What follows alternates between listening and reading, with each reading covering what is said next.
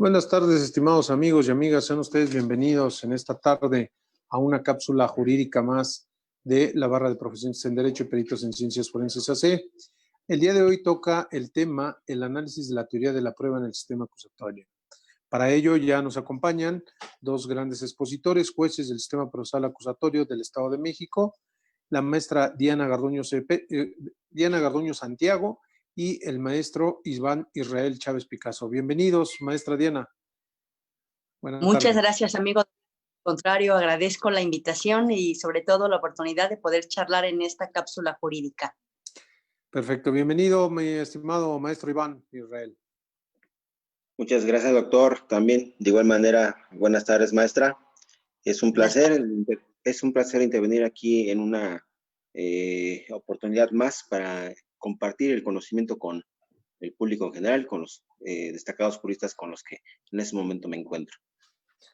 Perfecto. Pues vamos a iniciar con la exposición de la maestra Diana Garduño para que podamos entender precisamente todos aquellos recovecos, como le llamamos, de la prueba en el sistema acusatorio. Adelante, maestra. Muchas gracias, amigo doctor. Bien, pues primeramente debemos partir que la teoría general de la prueba es un elemento indispensable dentro del proceso penal. Porque la finalidad del proceso acusatorio es esclarecer los hechos. Luego, entonces, tenemos que atender al objeto de la prueba. ¿Con qué vamos a esclarecer ese hecho? Necesitamos, dentro del Código Nacional de Procedimientos Penales, bueno, pues se distingue entre dato de prueba, entre medio de prueba y entre prueba en sí. Los diversos doctrinarios, investigadores e incluso operadores jurídicos, bueno, pues hemos podido distinguir con claridad en las tres etapas que integran el sistema penal acusatorio, precisamente en donde se ubica cada uno de estos.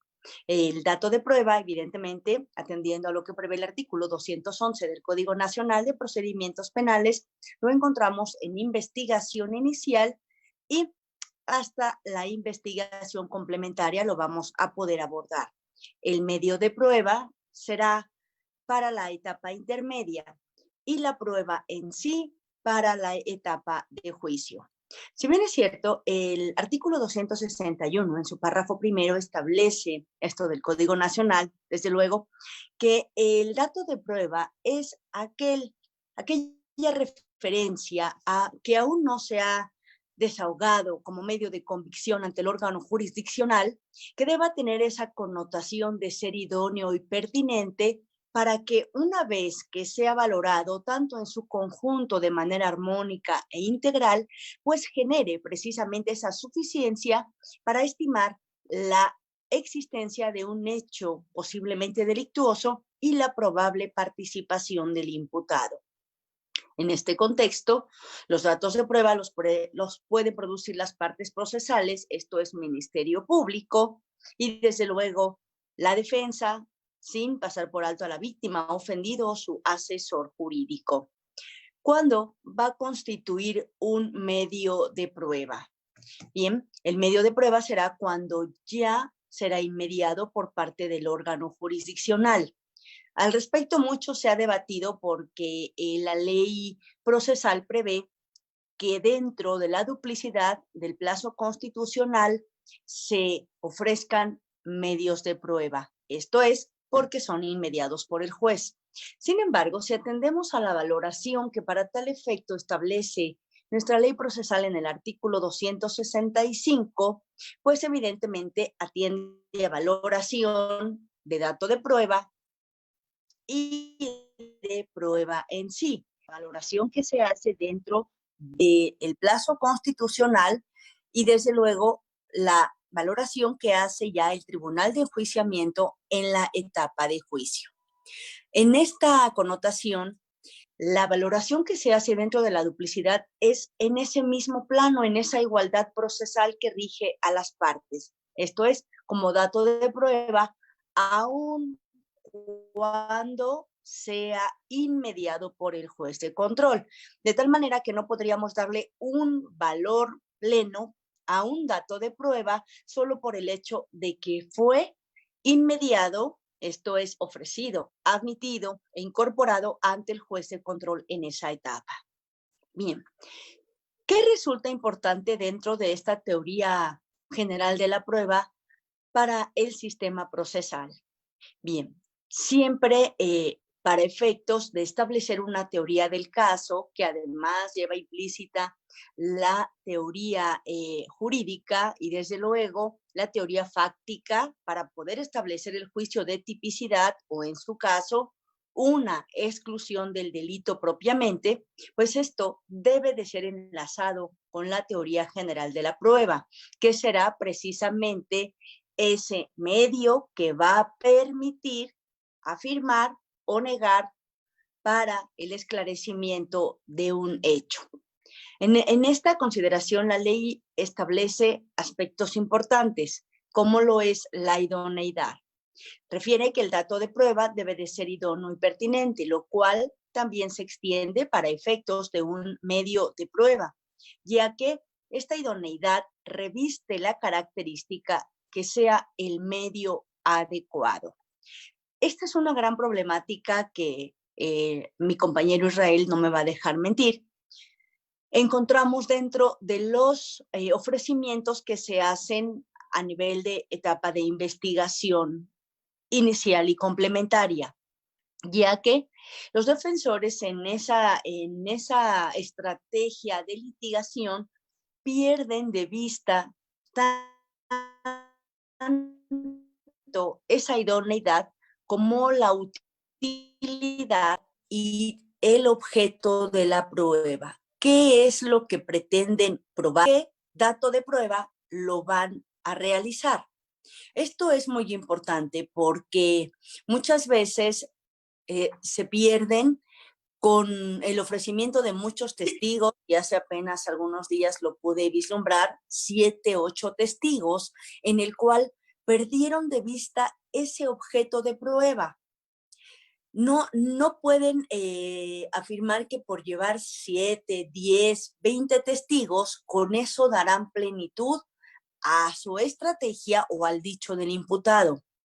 Se requieren otros elementos que vamos a analizar en un momento más y que en su conjunto complementan o refuerzan esa teoría del caso para efecto de generar convencimiento al juzgador. Esa es la finalidad de la teoría de la prueba, el convencer al juez de una u otra verdad legal, porque finalmente Fiscalía va a hacer valer su principio de culpabilidad. La defensa, al plantear su teoría del caso y pretender acreditar una causa de atipicidad o de exclusión del delito, o en su caso de inculpabilidad, de excusa absolutoria o de responsabilidad, necesariamente tendrá entonces que acreditar la presunción de inocencia. Pues no debemos perder de vista que al momento de que un imputado decide declarar y negar el hecho, revierte la carga de la prueba de manera automática.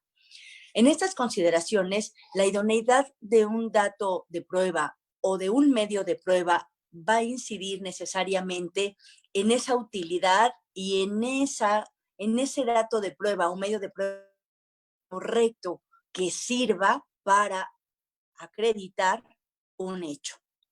Pero además de esto, no solo debe de ser idóneo, también marca la ley que debe de ser pertinente. En estas consideraciones, la pertinencia se relaciona con el hecho, pero esa relación, y aquí recordando las proposiciones que hace la profesora Carmen Vázquez Rojas, atiende a un aspecto importante que debe aportar información relevante, esto es, no debe aportar cuestiones que no trasciendan para el objeto que se pretende en esa prueba. Podrá guardar relación con el hecho, pero no es relevante para desvirtuar esa probabilidad en la intervención o en su caso para crear una exclusión del delito.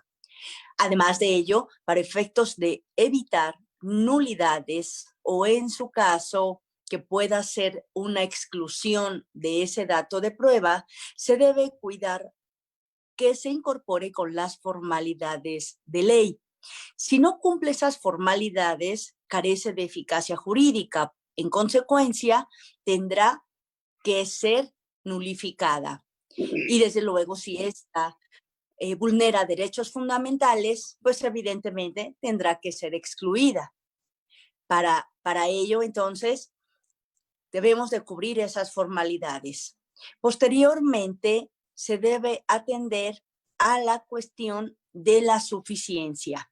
La suficiencia, después de toda la valoración de la prueba a la que hemos avanzado y que actualmente los jueces contamos con una valoración libre y lógica, donde de manera razonada tengamos que exponer y justificar el por qué se le asigna un valor probatorio a cada dato o a cada medio de prueba, pues evidentemente tendrá que estar corroborado.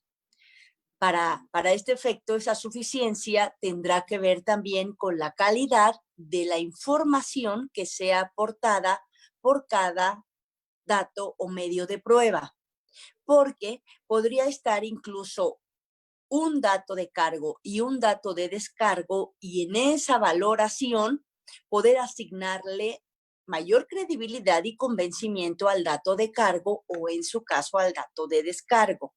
De tal manera que el número de pruebas tendrá que estar enlazado, adminiculado para aportar esa calidad probatoria que permita generar ese convencimiento, que es precisamente la finalidad de la prueba, el convencer al juzgador para esclarecer el hecho y poder entonces afirmar la existencia de un hecho que la ley considere como delito, y que estos datos de prueba también puedan trascender a la probabilidad en su intervención de la persona en cuestión.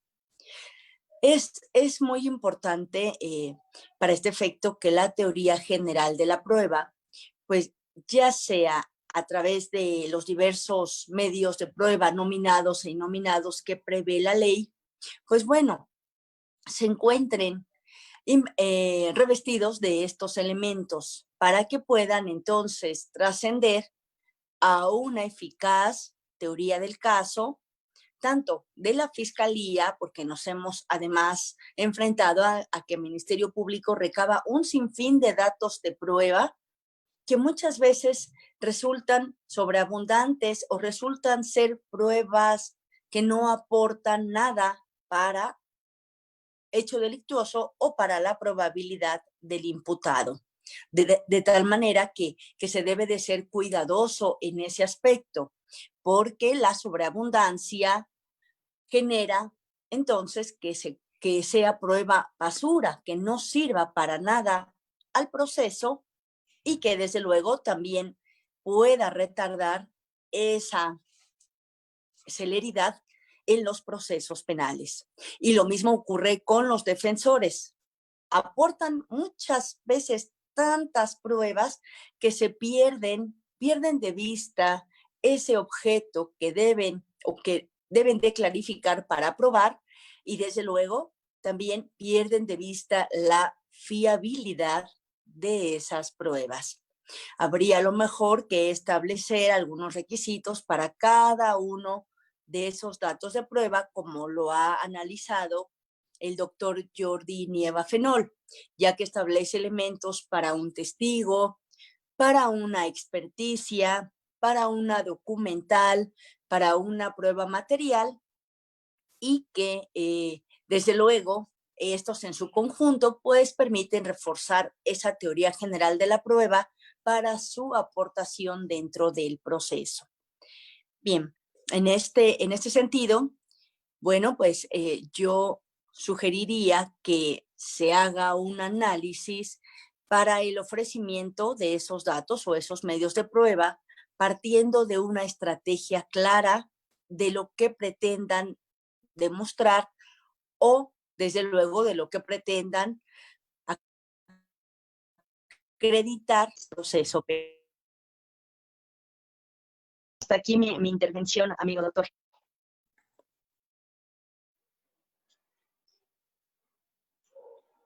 Claro que sí. Es decir, creo que lo más importante es la calidad de esa prueba, no tanto la cantidad que podamos llevar. Tenemos que buscar esa finura de esa prueba y que realmente cumpla con el objetivo que estamos buscando para acreditar, como bien decía usted, maestra, nuestra teoría del caso, ¿no? Eh, y bueno, sobre todo también tener que nuestra prueba tenga la finalidad de una u otra manera, ya sea de persuadir al juez, creo yo, que es lo coincidente, ¿no? Y bueno, buscar, señalaba usted, la verdad legal. Hay veces que es un poquito complicado porque esas pruebas de repente están al alcance, de repente no, pero finalmente el objetivo, pues bueno, sabemos todos que dentro de la misma Constitución y del propio Código Nacional, pues está el esclarecimiento de los hechos, ¿no? Esa es la finalidad, esa es la verdad legal que tendremos que buscar, y hay veces que sí se puede acreditar porque los medios de prueba están a nuestro alcance, los órganos colaboran, esa calidad, aunque sea un testigo contra 10, pero si es buena la calidad de ese testigo, creo que ustedes como juzgadores, lógicamente, pues lo toman en cuenta, ¿no? Hay veces que dicen, oye, pero si yo llevé 10 testigos, pues sí, pero ninguno me refirió a algunas circunstancias realmente importantes y de calidad, ¿no? Creo que eso es lo que hay que preocuparnos por darle ese toque una vez que tengamos ese medio de prueba en las manos y poderlo producir ya en juicio, porque no tenemos como antes, que era, pues voy a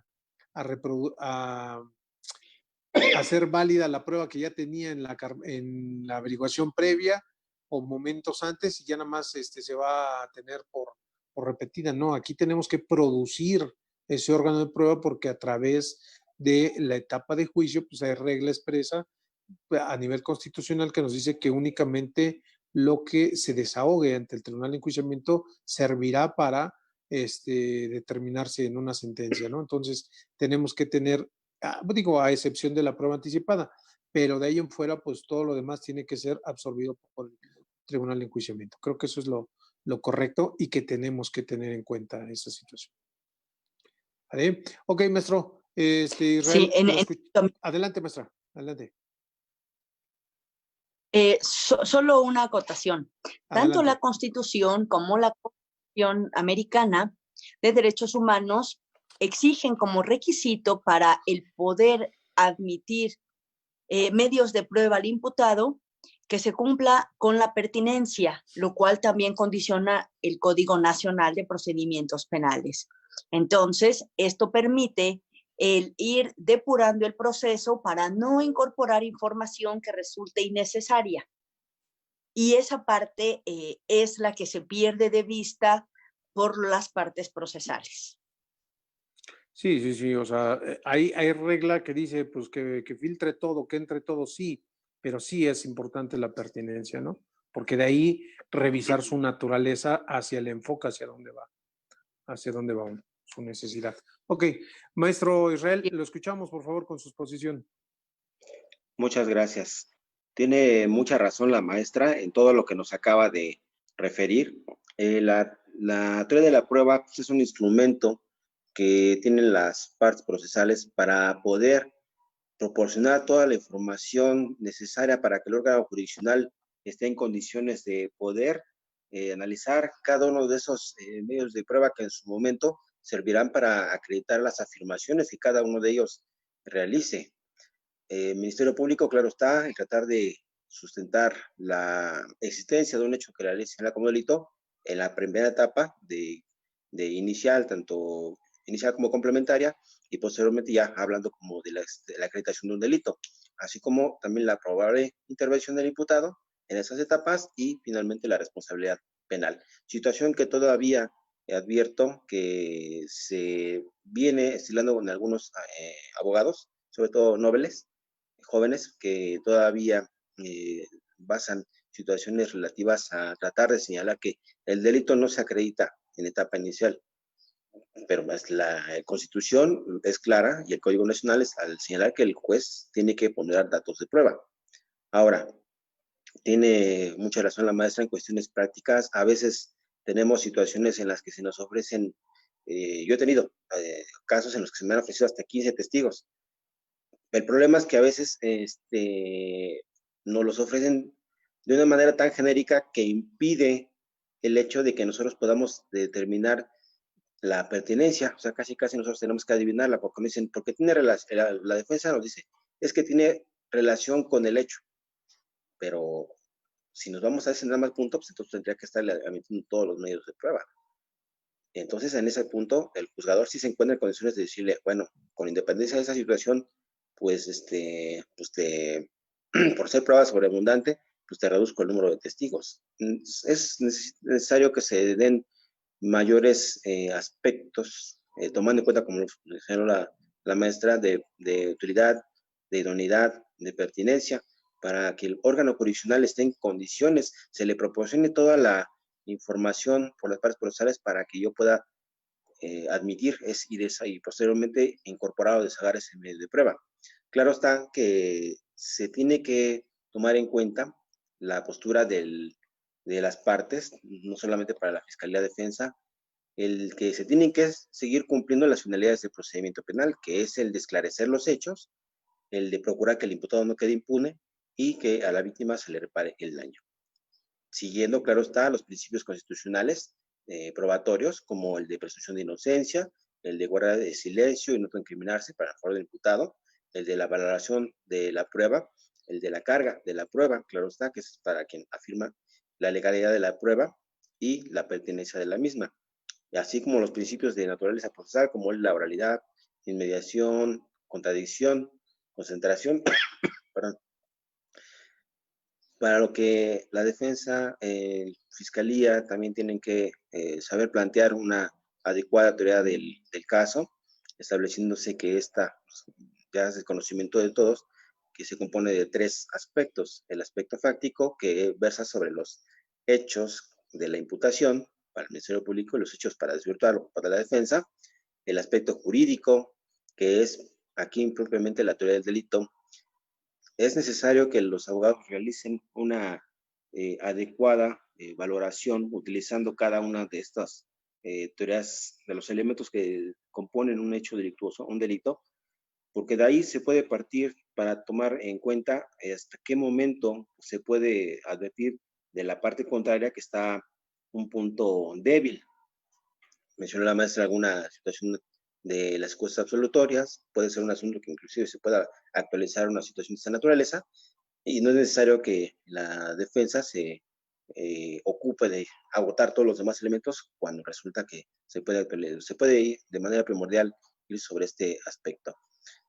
También el hecho de que esta teoría del caso se compone de un aspecto probatorio, y aquí es donde implica, claro está, lo de las pruebas, que reitero que es la información que se trata de ponerle en conocimiento del órgano jurisdiccional para que ese sea el que determine acerca de la veracidad de las afirmaciones que se le pretenden poner a su consideración.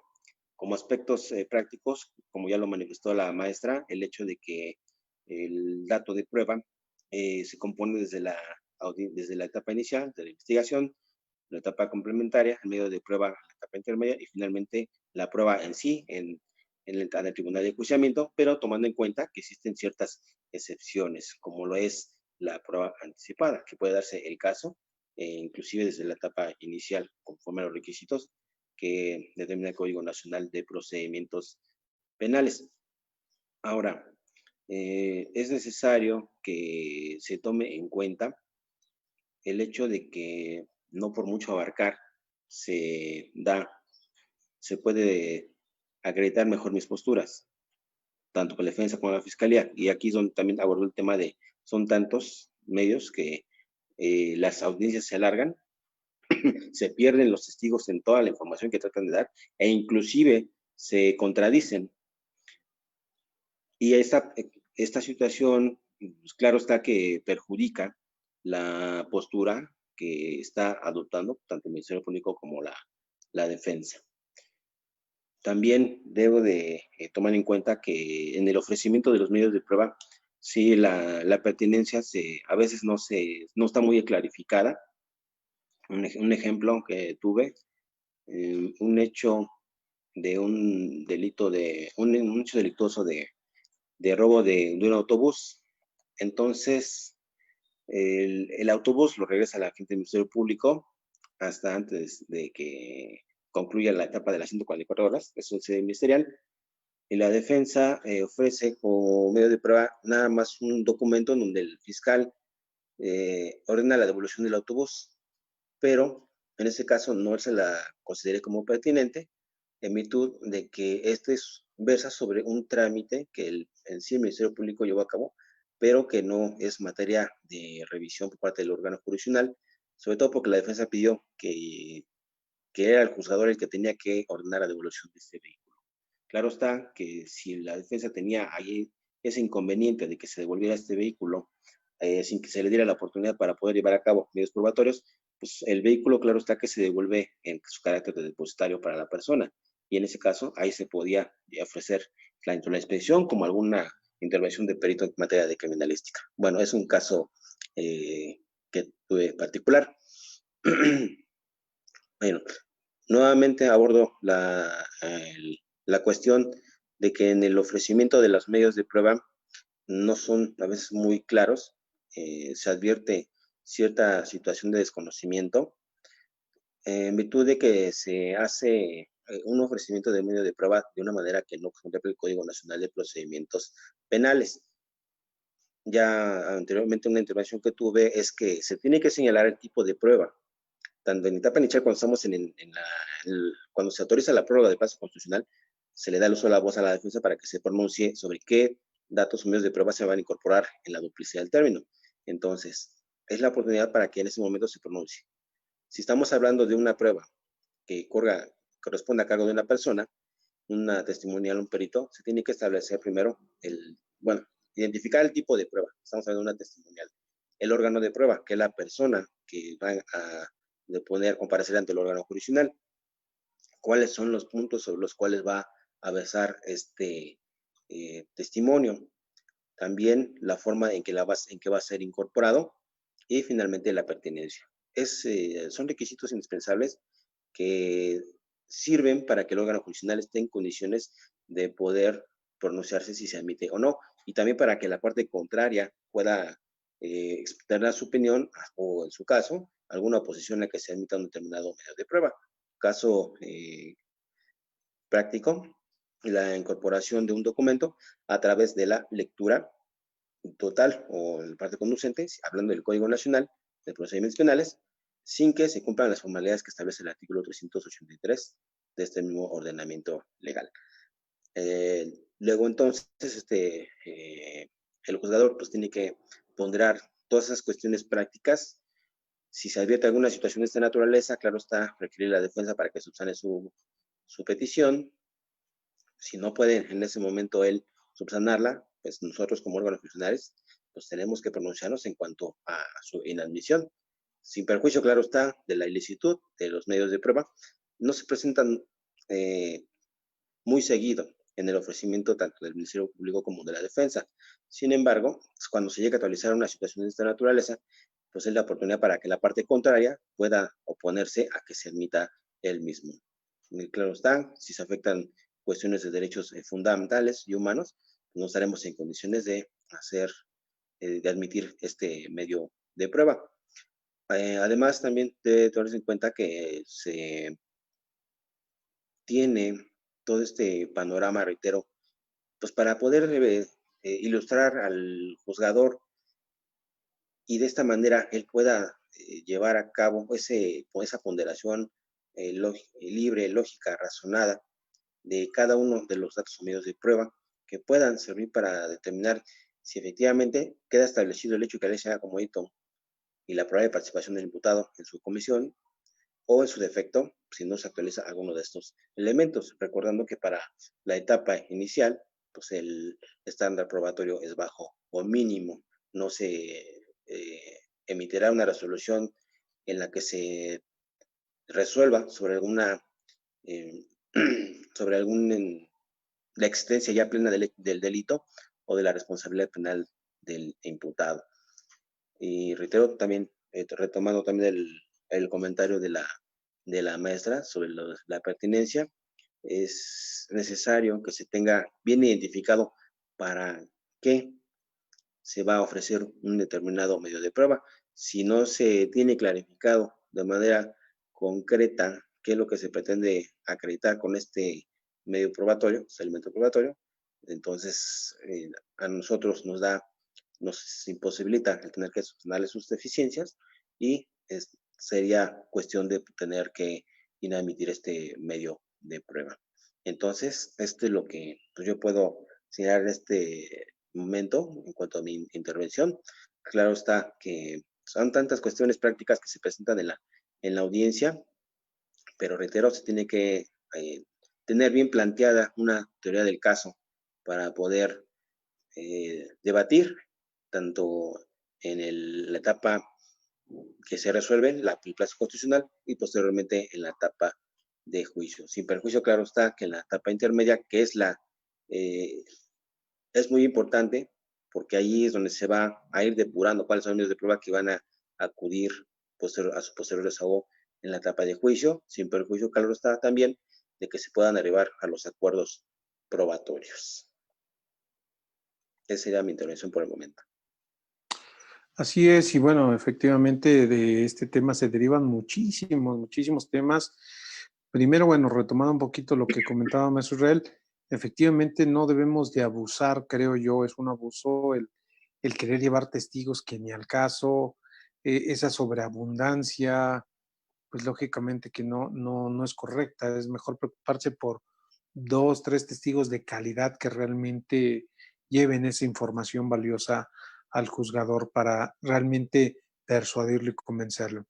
Por otro lado, también he visto mucha discrepancia todavía en algunos juzgadores cuando dictan el auto de apertura a juicio y lo mandan sin punto de prueba al tribunal de enjuiciamiento.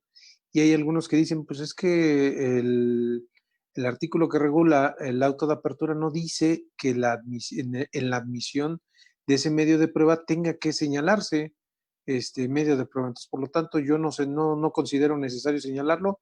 Y bueno, ya que en el tribunal de enjuiciamiento se pronuncia al respecto, ¿no? Entonces, como pudiéramos decir, avientan la bolita al tribunal de enjuiciamiento y cuando llegan precisamente a hacer ejercicios de contradicción, limitar ese testigo, la información que viera a dar, por no estar especificado un punto de prueba, se vuelve luego tedioso porque el testigo te habla de todo menos de lo que debe de hablar, no lo puedes acotar. Entonces, creo que es importante desde mi punto de vista que sí exista un punto de prueba cuando se admite como bien lo señalaba usted. Hablando, por ejemplo, abordaba usted tantito el tema de duplicidad, ¿no? Hay jueces que vemos que son muy laxos, como decimos, muy tranquilos y de repente dicen, pues que filtre toda la información.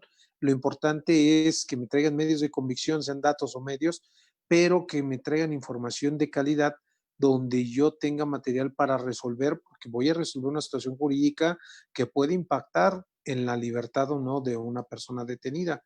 Entonces, no son tan rigurosos el decir, bueno, pues tienes un video, pero si no está el órgano de prueba, pues no importa, traes el medio o el dato de prueba, pues que filtre la información, ¿no? Y hay otros jueces que te dicen, no, a ver, traerás el video y tendrás la información, pero si no cumples con las formalidades como son las de juicio, que el mismo Código Nacional te remite, que debe ser con las reglas de juicio en la etapa de duplicidad, pues simple y sencillamente no filtra esa información. Igual pasa con el tema del sobreseimiento, ¿no? No tenemos una regla específica si es dato o medio de prueba el cual vas a poder ofrecer. El Código Nacional no lo especifica como tal. Sin embargo, haciendo de un análisis, bueno, en algunas otras cápsulas que hemos trabajado con algunos otros compañeros jueces, coincidimos en que deben de ser datos de prueba porque son los ideales que se tienen que trabajar para plantear un sobreseimiento. Pero así varios temas que de verdad preocupan porque no hay todavía algo bien armado que podamos tomar como base para que se pueda estabilizar en un momento dado estos temas.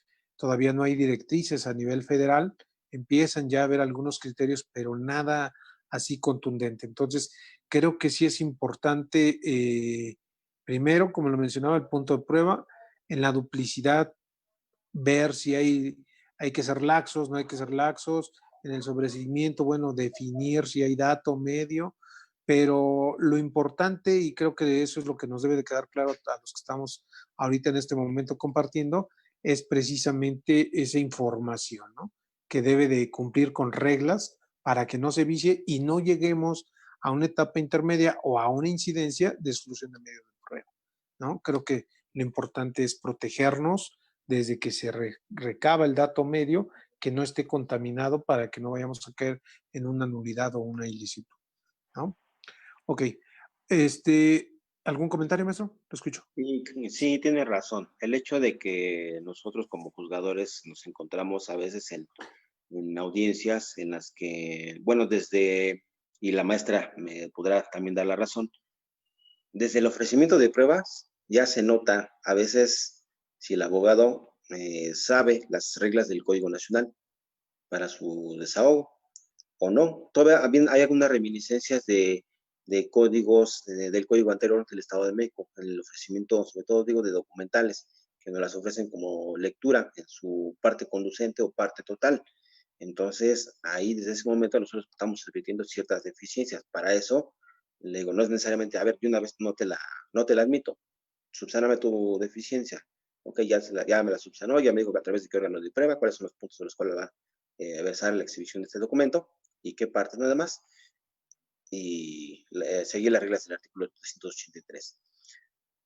Pero en este caso, digo, un poco lamentable el que se tenga que estar viendo alguna situación de algún abogado que tenga que estar un ofrecimiento inadecuado de un medio de prueba. Y en ese caso, si tomamos en cuenta que estamos entre la presencia de un órgano técnico que conoce cada una de las directrices del Código Nacional, entonces, si al no hacerlo, pues de ahí se está evidenciando el desconocimiento. Me ha tocado en varias ocasiones, inclusive preguntándole, ¿sabe las reglas? No. Bueno, entonces vamos señor diputado, está viendo que su abogado no conoce estas situaciones, cómo se desahoga cómo se interviene en la audiencia, pues, y aún así insisten en el abogado, pues bueno, traer al defensor público, pues para que colabore con él, ¿no? Entonces, pues son situaciones que se manejan de manera práctica, pero entonces, le reitero, es nada más cuestiones de que se van a ir puliendo. Claro está que el Código Nacional no está vigente desde el año 2016, poco a poco se van a ir puliendo cada una de las directrices que se está estableciendo, los criterios que las autoridades federales y los tribunales de alzada van dándonos a cada uno de nosotros como juzgadores, y pues la praxis también que se va llevando a cabo en el diario acontecer como órgano jurisdiccional. Bien. Yo tengo un comentario, amigo doctor. Mire, por ejemplo, dentro de la duplicidad del plazo constitucional, más allá de que pudieran conocer los abogados las reglas como lo refiere el maestro Israel, también advierto que no tienen ni la más remota idea de cómo hacer uso de esas herramientas de litigación, porque podrán tener un excelente testigo de calidad. El problema es que no saben cómo poder incorporar una documental o una prueba material para su acreditación. Dan por cierto que porque se trata de una videograbación que cuenta con cadena de custodia y que remitiera el encargado de C5, C2, C4, el video por sí solo va a hablar con la sola proyección. Sin embargo, eso no puede ser así. El hecho de que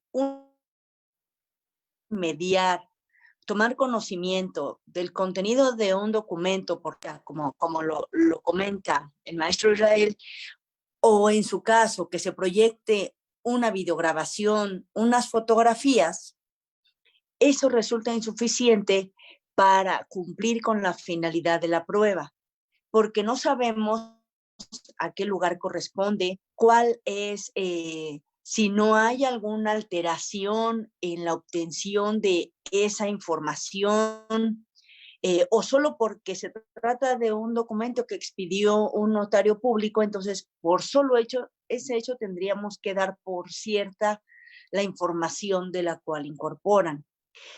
¿Qué se necesita entonces? Esas formalidades que establece la ley para poder introducir esa información al proceso y que además con ello esa información sea válida, además de que proporcionen ese esclarecimiento respecto a ese lugar, a esa hora, a esa persona, porque se pierde de vista que por sí solo nada lo da por cierto o por existente. En este sentido, bueno, sí es importante el punto de prueba porque con ello se justifica la pertinencia y es requisito indispensable en cualquier etapa el poder justificarlo. Ya que se incorpore o no al proceso, en este caso refiere usted, amigo doctor, al auto de apertura a juicio oral, bueno, la ley exige que el Ministerio Público debe de cumplir con ese punto de prueba, pero no es un requisito indispensable para la defensa y podría ser por estrategia, porque finalmente el que tiene la presunción de inocencia será siempre el imputado. Pero sí será un requisito que deba cumplir el defensor para su admisión en el debate dentro de la etapa intermedia. Además, porque el artículo 346 de la Ley Nacional Procesal prevé que no sea impertinente ese medio de prueba para su admisión. En ese sentido, bueno, creo que estamos en ese camino o en esa línea de entendimiento para poder afirmar que el que no tiene el menor conocimiento de teoría general de la prueba, pero menos aún de teoría general del proceso, y no conoce las reglas del mismo, pues evidentemente no podrá brindar como defensor una defensa técnica y adecuada como tendría ese derecho el imputado. Bien, esta sería mi aportación. Sí, nuevamente, y tomando el tema de la maestra, de los Adelante, puntos, maestro. sobre los puntos sobre los que versará cada testimonio, peritaje, sobre todo en el auto de apertura. Bueno, ya es la más es clara, se necesita que se señale pues, sobre los cuales va a versar. Digo, nos lo da a veces de manera muy genérica, ¿no? Y en ese caso, si lo vemos desde el punto de vista del juzgador, el derecho que tiene tanto el imputado como la víctima es que se lleve a cabo un procedimiento de manera ágil, rápido, ¿sí? Siguiendo todas las formalidades esenciales del procedimiento y cumpliendo con todas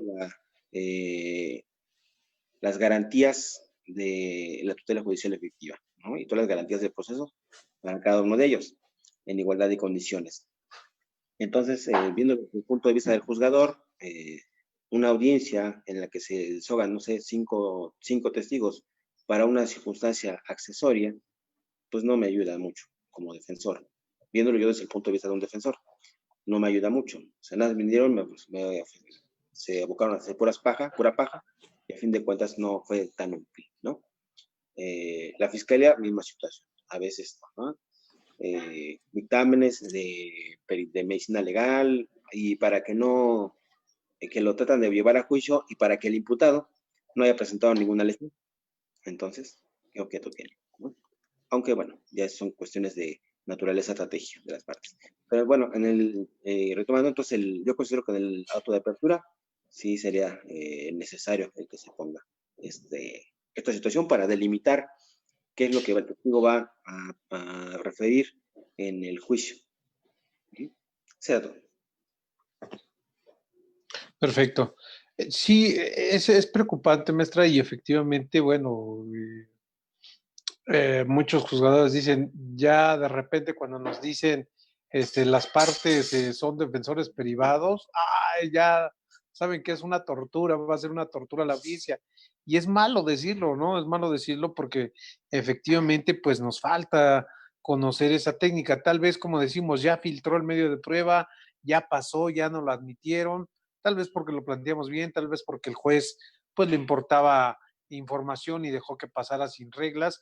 Pero el otro detalle, efectivamente, y coincido totalmente con usted, es cómo extraerles información, esas técnicas que tenemos para poder incorporar a través de un video, un documento, una foto, información que puede complementar esa versión que está dando, ¿no? Y que muchas veces, como dice, bueno, lo tenemos en la mano, pero no sabemos cómo llevarle esa información de forma correcta al juzgador, y pretendemos pensar que todavía estamos en el sistema tradicional y con el solo hecho de haberle incorporado a la carpeta, pues se va a reproducir por sí sola, ¿no? Pues lógicamente que tenemos que tener en cuenta precisamente esas reglas.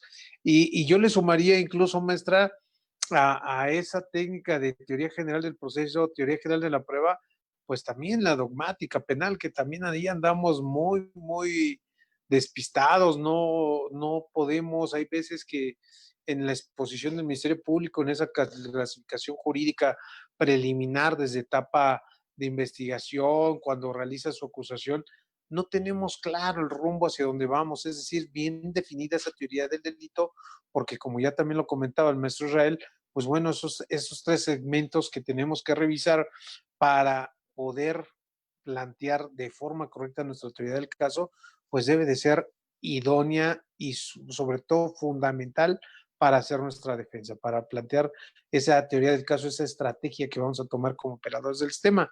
Y lamentablemente también ahí tenemos ese otro problema, ¿no? El desconocimiento de la dogmática penal.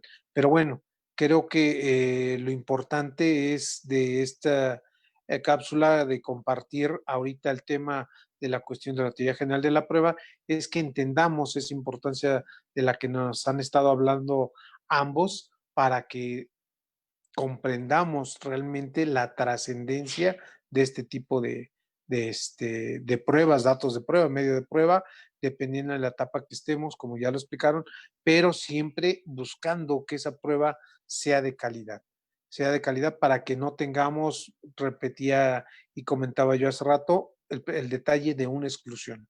Vemos que de repente la fiscalía a estas alturas dices, bueno, pues ya lleva unos años el sistema, ya es para que pues hubiera aprendido tal vez de algunas exclusiones que les han hecho porque no han recabado de forma correcta esos datos o ha hecho bien esos registros de investigación que va incorporando a la carpeta de investigación, no los ha hecho con las reglas del código, pero vemos que al día de hoy sigue habiendo esos errores, sigue filtrándose, sigue habiendo nulidades, sigue habiendo exclusiones, porque precisamente de eso se trata, de ir puliendo esto, para evitar que lleguemos a esa etapa de intermedia y podamos alguna de las partes hablar sobre alguna exclusión. Creo que también es importante el tema de la exclusión, porque si no tenemos cuidado desde un inicio de cómo la recabamos, cumplir con esas formalidades, podemos tener problemas ahí.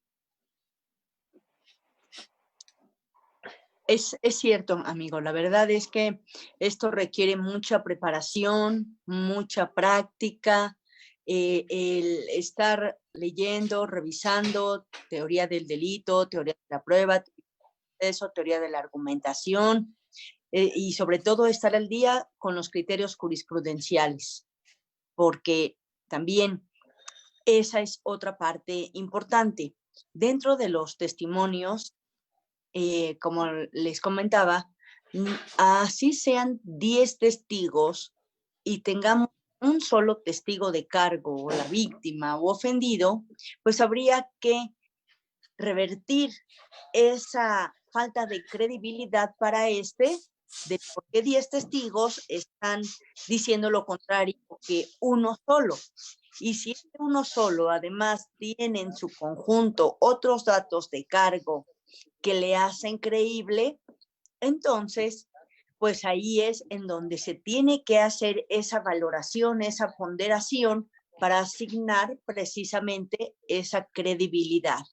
Pero además se debe de incorporar cada dato o cada medio de prueba de manera correcta al proceso para evitar precisamente nulidades o que se les resta eficacia jurídica en la valoración porque no se cumplió con tal formalidad, porque carece de ciertos requisitos, y entonces pues ya es una prueba que no va a ser valorada y que evidentemente produjo un retraso dentro del sistema, del tiempo asignado en el sistema para cada una de las audiencias.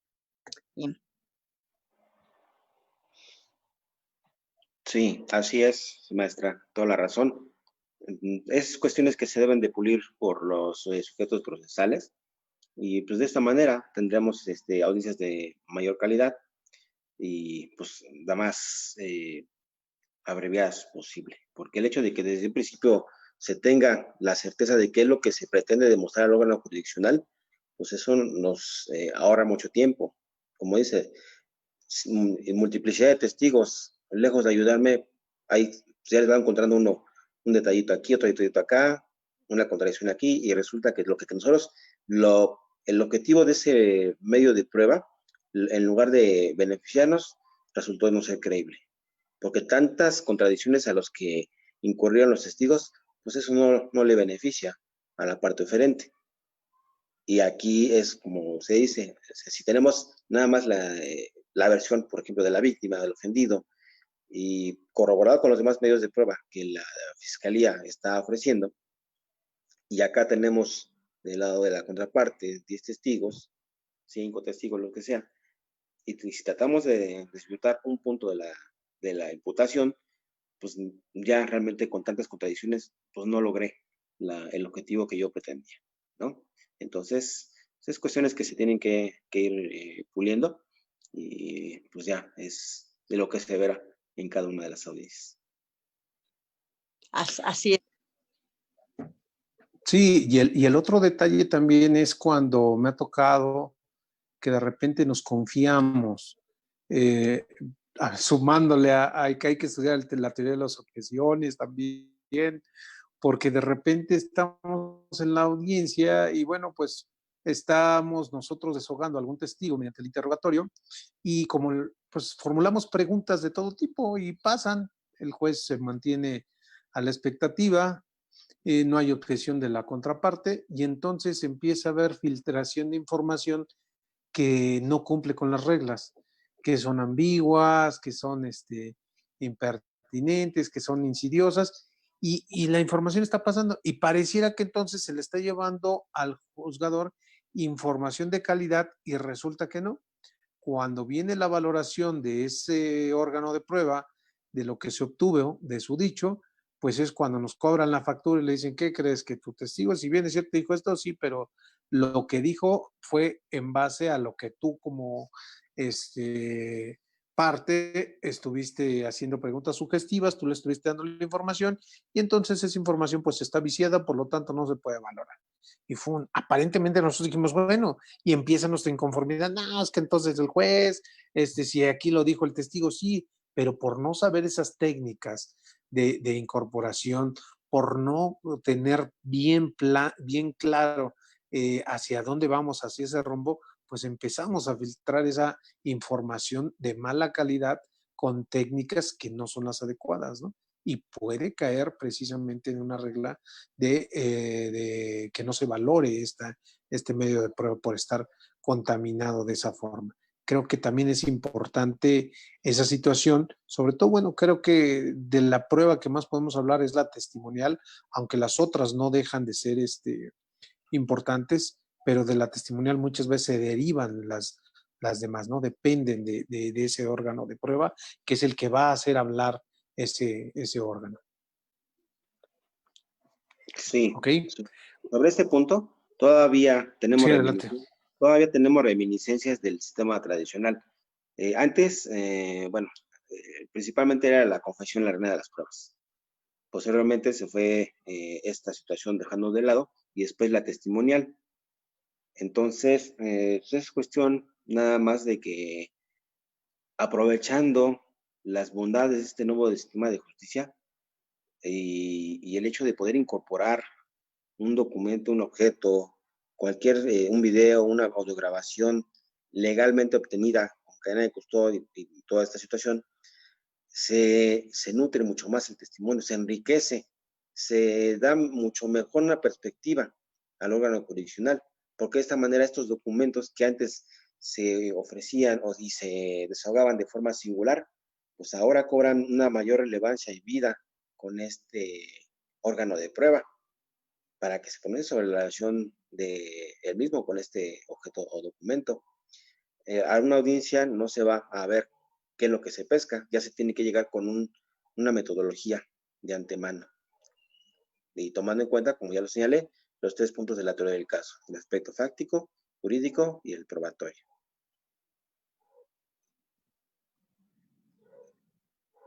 Así es, pero totalmente con conocimiento también del asunto de la carpeta, porque, bueno, vemos algunos compañeros que de repente también nos presentamos sin conocimiento, sin realmente estar impuestos de todas las actuaciones, de las audiencias, cuando tomamos un asunto a mitad de proceso o en la intermedia, no sé, y de repente, bueno, nos contratan y suele suceder de un momento a otro, ¿no? Estamos expuestos a ese tipo de servicio, pero pues no se vale nada más el llegar y decir, bueno, sí, ya me encuentro en puesto, cuando de la realidad se desprende que pues no tenemos ni idea de lo que realmente engloba todas las etapas anteriores o lo que ha pasado en la carpeta, y bueno, pues vamos con tratar de justificar honorarios o tratar de decir que estamos al corriente en la carpeta, pues lógicamente es que no es correcto, ¿no? Una cosa es que sepamos el sistema y tal vez tengamos habilidad de absorberla rápida, pero otra cosa es que realmente lleguemos bien impuestos a saber, como bien lo han mencionado los dos, a saber qué es lo que vamos a hacer en nuestro trabajo, ¿no? Bueno, vamos a dar 3 minutitos, maestra, para conclusiones finales que nos quiera compartir, por favor. Bien, ¿yo o el maestro? Sí, usted, maestra. Maestra, primero. Bueno, pues primera conclusión sería que se tenga un conocimiento amplio respecto a la teoría del delito, porque las malas estrategias de defensa, de ubicar a una persona para excluirlo de su probabilidad en la intervención o de su responsabilidad penal ya en la etapa de juicio, creo que eso era algo del sistema tradicional, que actualmente, pues para etapa de vinculación a proceso del plazo constitucional, sabemos que las que permite la ley o es la extinción de la acción penal o una exclusión del delito. Y si para tal efecto se quiere desvirtuar la probabilidad en la intervención, pues se tendría que atender entonces a una causa de justificación, de inculpabilidad o incluso de inimputabilidad. Y aún así en la inimputabilidad, pues no queda libre la persona, va a quedar sujeto a un procedimiento con ajustes razonables por esa incapacidad psicológica, pero desde luego no va a estar en libertad ni el hecho delictuoso va a pasarse por alto. Esa sería una primera conclusión de mi parte. Otra es precisamente el que en esa estrategia defensiva y también en la teoría del caso planteada por el Ministerio Público, únicamente se alleguen al proceso las pruebas que cumplan con esa utilidad, que cumplan con esa idoneidad, esa pertinencia y esa suficiencia, desde luego, con estricto apego a las formalidades legales para evitar exclusiones o nulidades. Pues serían esas mis aportaciones para esta charla, amigo doctor. Perfecto. Maestro, por favor.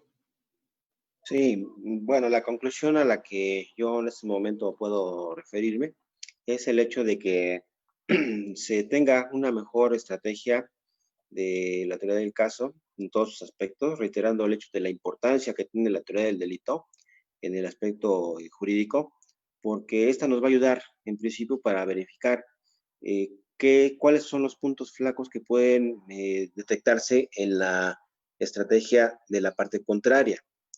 Entonces, ya una vez que identificamos ese punto débil de la contraparte, pues entonces así ya podemos nosotros empezar a enarbolar qué medios de prueba son los que vamos a utilizar para sustentar nuestra postura y disfrutar, en su caso, la de la parte contraria, ¿no? Viéndolo aquí desde el punto para ambos, ¿no? Entonces, digo, la importancia de la teoría del delito es la recomendación, pues, para que se profundice en su conocimiento, el hecho de que sea más concreto en los medios de prueba de calidad para todas las etapas, para todas, no solo la inicial, sino también para la intermedia y la de juicio. Entonces, esa es una de las conclusiones a las que puedo arribar, y la otra es nada más en el sentido de que, pues, se proporcione, pues, mayor información útil al órgano jurisdiccional. Eso es lo que yo pueda aportar hoy como conclusiones. Perfecto. Pues no nos queda más que agradecerles el haber estado esta tarde con nosotros, a ambos expositores.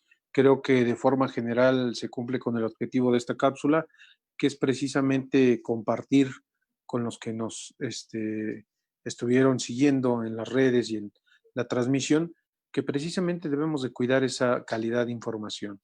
Debemos privilegiar el que la información que llevemos, como decían, sea de calidad, y bueno, pues que tenemos que cumplir con las reglas.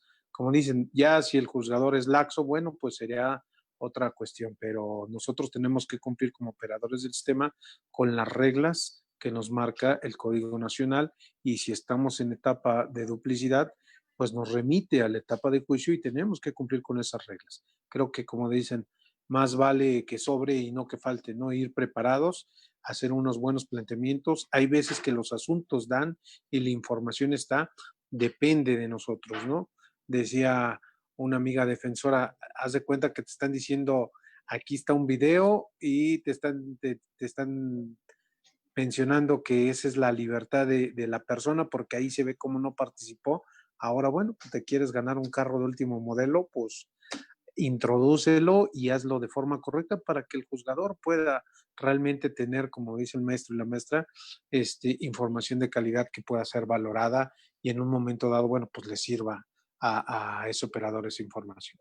Bueno, pues muchísimas gracias, maestra Diana Garduño. Muchísimas gracias, mi estimado Israel. Es un gusto haberlos escuchado y haber compartido con los compañeros, y estamos en contacto. Muchísimas gracias. No antes y Muchas al contrario, maestra, adelante, adelante. Sí, al contrario, muchas gracias por invitarnos en esta cápsula jurídica, el poder charlar en esta tarde y poder intercambiar puntos de vista jurídicos que pudieran ser de utilidad para los operadores y todos aquellos estudiantes de derecho. Perfecto. Dicen, todos seríamos felices si conociéramos el sistema en las audiencias. Así es. Igualmente, muchísimas gracias por la invitación. Un enorme gusto y placer y honor de compartir esta cápsula con la maestra. Y pues, lo que nosotros podamos, en este caso, proporcionar también en cuanto a nuestra experiencia, para que pues, lo tomen en cuenta el público en general, estudiantes sobre todo, y pues ya lo tomen, vayan tomando nota, y al momento de que lleguen las audiencias, pues ya se noten. Me acuerdo aquí de lo que dijo la mesa Garduño y lo que dijo aquí el maestro. Claro que sí. Pues no sin antes despedirnos para invitarlos. La próxima semana va a estar muy movida. Tenemos 8 eventos. El lunes tenemos una mesa de defensores, va a estar muy buena, hablando del sistema acusatorio con casos prácticos. El día martes tenemos la era digital en el Tribunal Superior de Justicia con un consejero del Consejo de la Judicatura de aquí del tribunal. Vamos a ver precisamente estos cambios que se están haciendo en el tribunal por la cuestión de la pandemia. En la tarde, hablando de técnicas de interrogatorio y contrainterrogatorio, tenemos al doctor Gerardo Campos Malagón el 2 de junio de 5 a 7 de la noche, precisamente un gran experto que nos puede servir mucho esta clase en línea para saber cómo incorporar ese órgano de prueba. El día miércoles tenemos un juez de oral civil con precisamente una cápsula jurídica, el juicio oral civil y mercantil en la actualidad. El mismo miércoles tenemos 2 jueces de la Ciudad de México, el doctor Carlos Morales García y el maestro Carlos Trujillo Rodríguez, también hablando de la etapa de juicio oral. El jueves tenemos tramitación de beneficios penitenciarios y su procedencia con el juez Marco Antonio Rueda Vergara, juez especializado en ejecución. El viernes tenemos al maestro Eduardo Esquivel Jasso con el tema de aspectos prácticos en el debate de la vinculación a proceso. Y el día sábado, hablando de teoría del delito, tenemos a dos postores, el juez José Luis Sánchez Romero, el juez del Estado de México, y el doctor Carlos Rayomares, también un especialista en el tema de teoría del delito. Los esperamos, les haremos llegar estos eventos, se los anuncio nada más, bonita tarde y que Dios los bendiga. Buenas tardes. Buenas tardes, amigo doctor. Buenas tardes, doctor. Cuídense. Igualmente.